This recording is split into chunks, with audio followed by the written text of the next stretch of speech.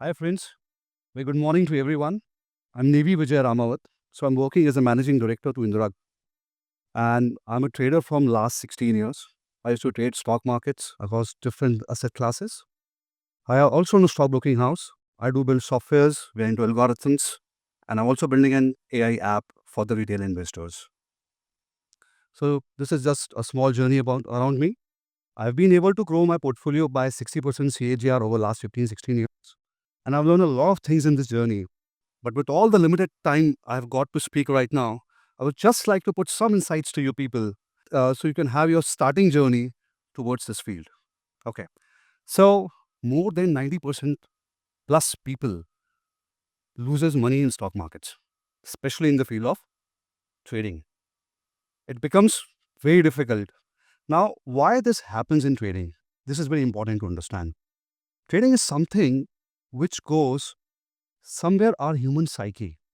The way we are designed is something which is not easily to accept as a trader.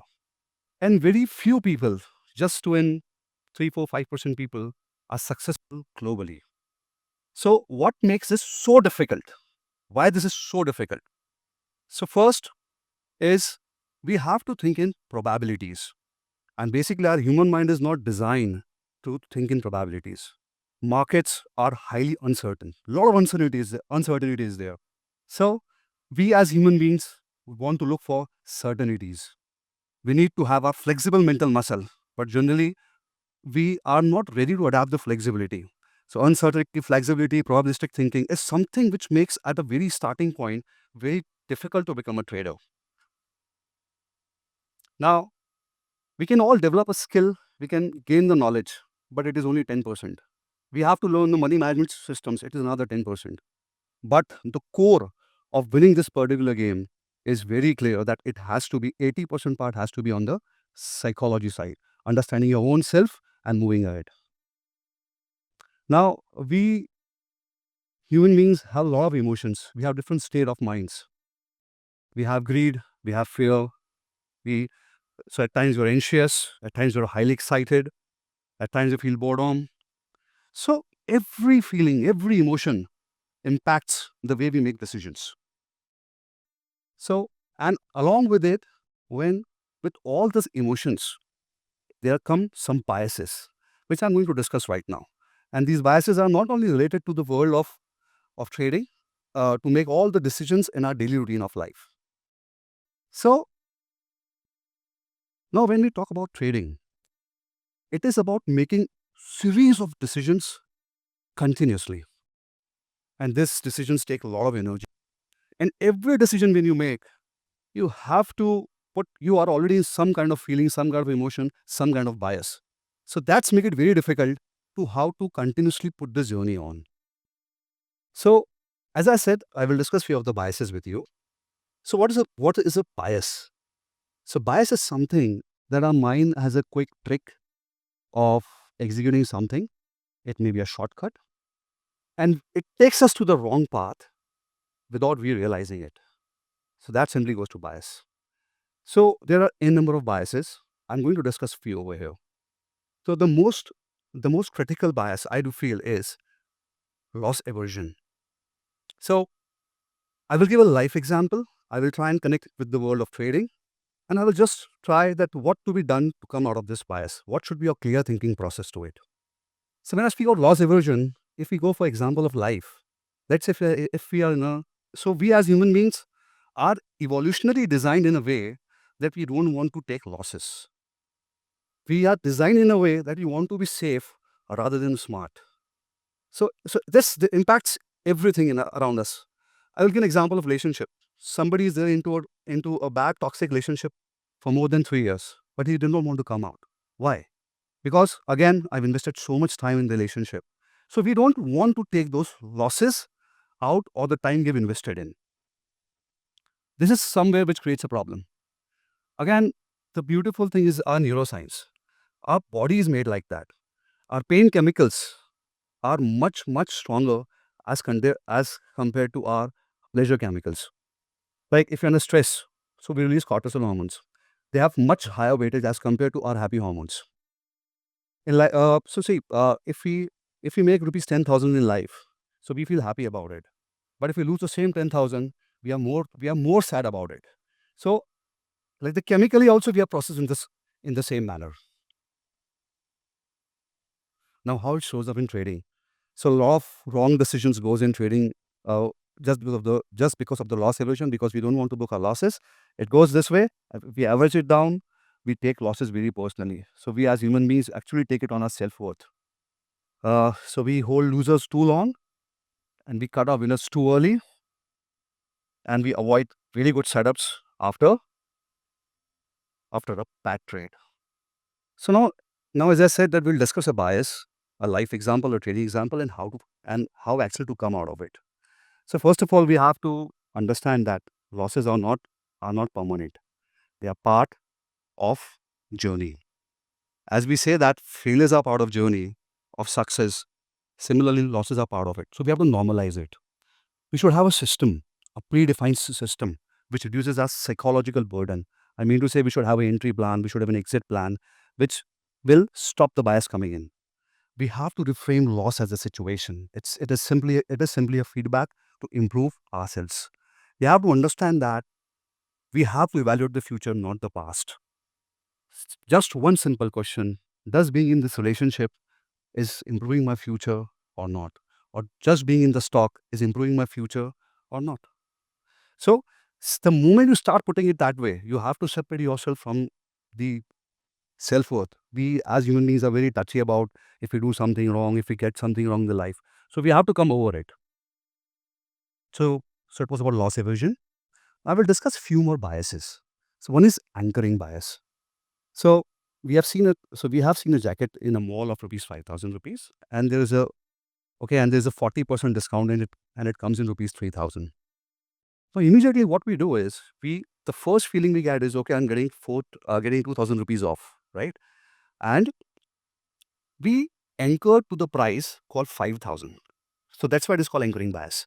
So we think we are getting a discount, but the right and the appropriate approach should be, we have to ask that price of rupees 3,000 is worth it or not, right?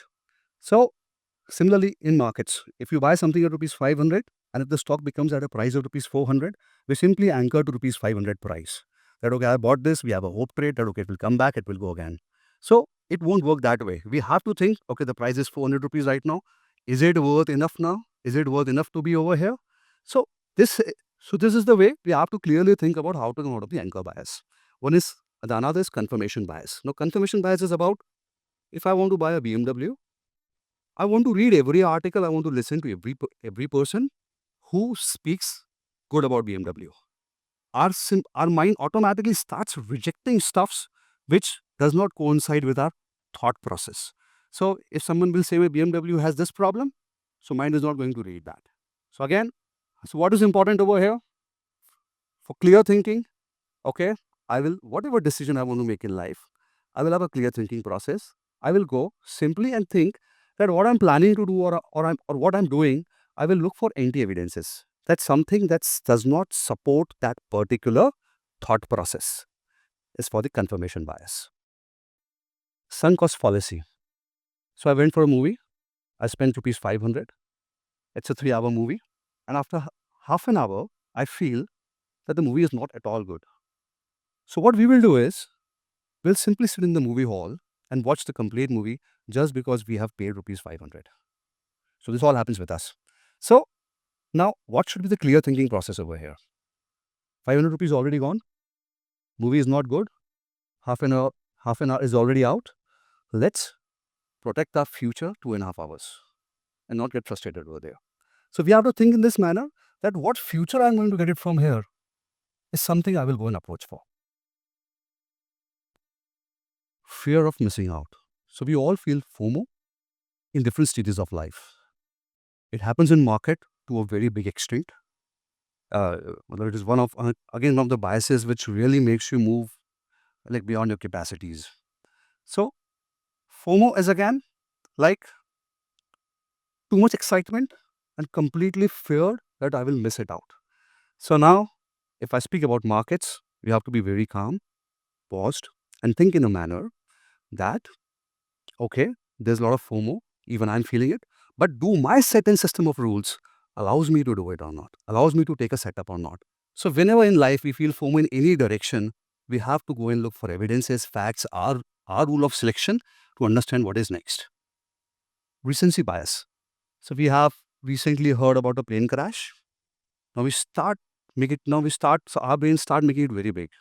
So how we think like that this is really dangerous. Though the percentage is very 0.001% or it may be lesser than as compared to the road accidents. But anything in life which happens very recently has a very big impact. And as we are trading, a few losses can really destroy your complete confidence of lot of profit making trades. So the clear answer, the clear thinking model to this is I have to average it out. So one loss, one win, one crash cannot change my life completely. I have to look it over a larger period of time, a larger series of events. Then we have the pessimism bias. So one thing is we have is choice overload. So we go and watch Netflix. There are n number of options, and we simply drag between them. And at times we get really tired and we don't know what to watch. At the same time, if you go to a normal TV channel, which is low quality, which has a lot of advertisements, but still we watch because we don't have that high level of cognitive load. So in today's world, choices and opportunities are drastically too high, right? So now how to come out of it? It's very simple. In life, you always should have a process of elimination and a process of selection. That this is something I'm not going to do, and this is something I will do for my own selection of criteria. Illusion of control. We feel that things are controllable. So a lot of people think that markets are controllable, but they're absolutely not. Only thing you can control is in life is your risk. Otherwise, you have no control on other things. Illusory truth effect. It all happens with us that if more number of people will come and say the same thing, or we read it again and again, we start believing it to be a truth. So a lot of people will come say okay, and then we'll start believing truth, though it may not be a truth, right? So what exactly need to be done? Whatever fact I go and believe in, I have to ask myself that I'm just believing in it just because more number of people had said, or it has immense amount of fact support, evidence support, so that I can go and believe it. The one more thing is like status quo is like that. We always feel that life is going good, it will always remain good, but there are a lot of uncertainties. So when we're in a bad stage, we always think that I think it will continue like anything, but it is completely on probabilities and a lot of uncertainties. So I tried to discuss few of the biases and just how to overcome them.